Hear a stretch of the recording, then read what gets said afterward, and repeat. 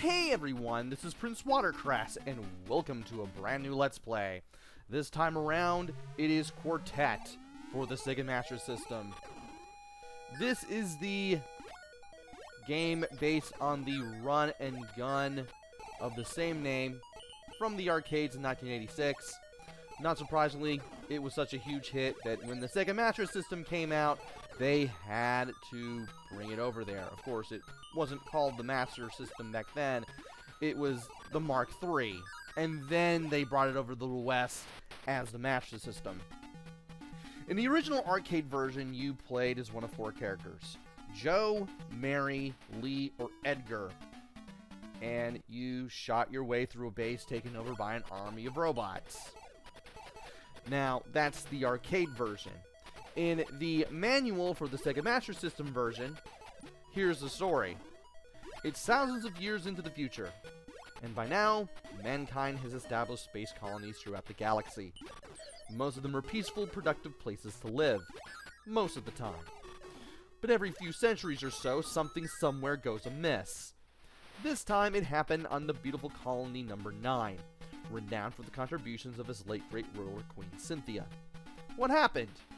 The colony has been invaded by a group of awesome aliens of the nastiest kind.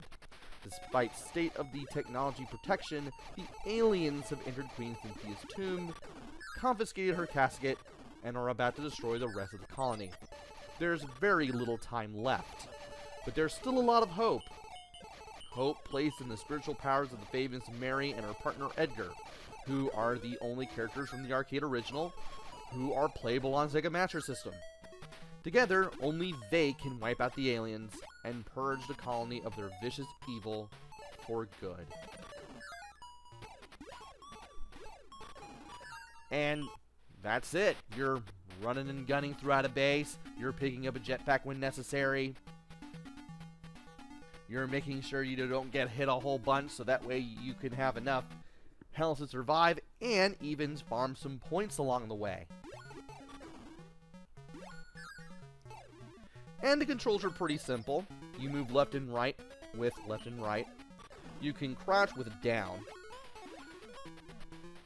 You can crouch move with left, and down right. Button 1 jumps, and button 2 shoots. And if you pick up the jetpack, you can not only fly in all 8 directions with the D-pad, but you can also use button 1 instead of the up key on the D-pad, instead of pressing up on the D-pad, in order to enter a door. Also, you can probably tell falling down pits is bad, getting hit by enemies is bad, doing things that are detrimental to survival are obviously bad. And you'll see, I believe, every round of this game, all 6 rounds of this game, if you keep letting the demo play. Like, we've already seen the first 5 rounds. I don't know if it'll show 6. Actually, no, it won't show 6 because that's the final area. And you have to get all 5 of the stars to get there. I'll explain along the way. Anyway, I will be doing the game in post-commentary because I want to be able to play and concentrate at the same time, given how this game can be. And it'll make things a little easier to explain things at times. So, without further ado, I'm going to let post-commentary me take over on the Let's Play from here.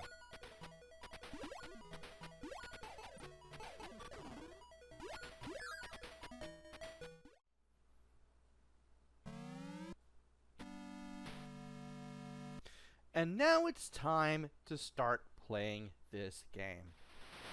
Player 1 is always going to be Mary, and Player 2 is always going to be Edgar, which is why I'm going to be playing as Mary throughout this run. As soon as you start the game, you are in round 1. You want to stay low and take down the enemies, and of course, collect any orbs they leave for points. because you will need points. And you want to get the jetpack. That will make it easier for you to get to the end. You have 2 lives, and you have a number next to your lives that acts as your energy. You do not want it to go all the way down to 0. That will cause you to die. Also, that clock will allow you to freeze enemies for a brief amount of time. And at this part of the level, I take some time to collect some points off the orbs left behind by shot down enemies, while also avoiding projectiles.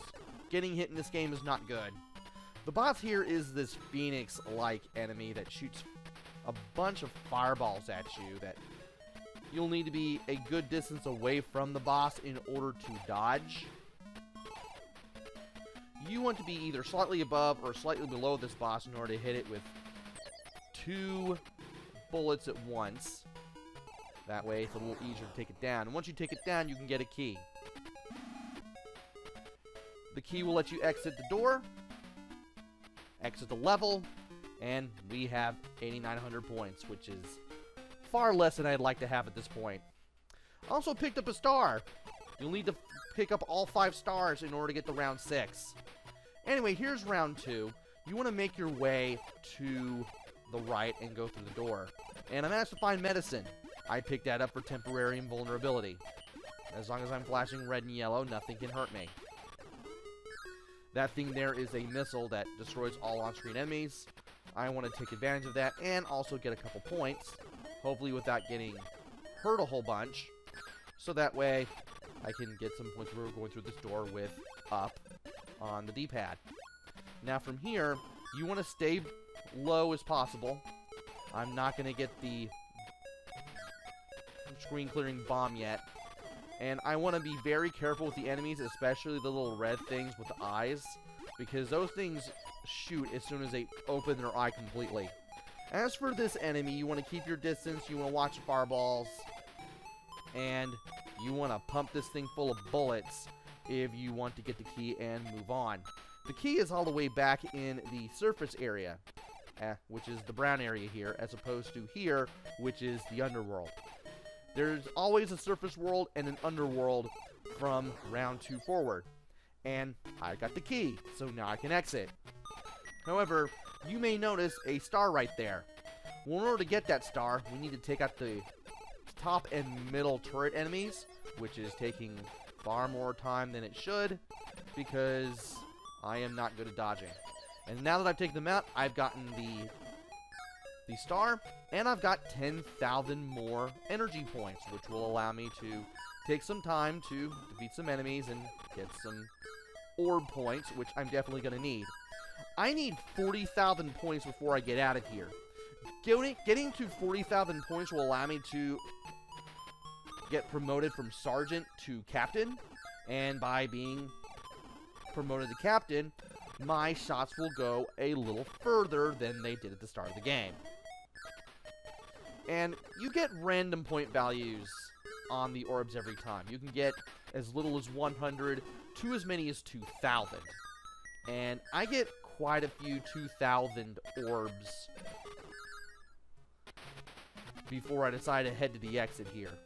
When you complete a level, you get 3,000 energy points, and I want to make sure that I have as much energy as possible to get through the areas ahead.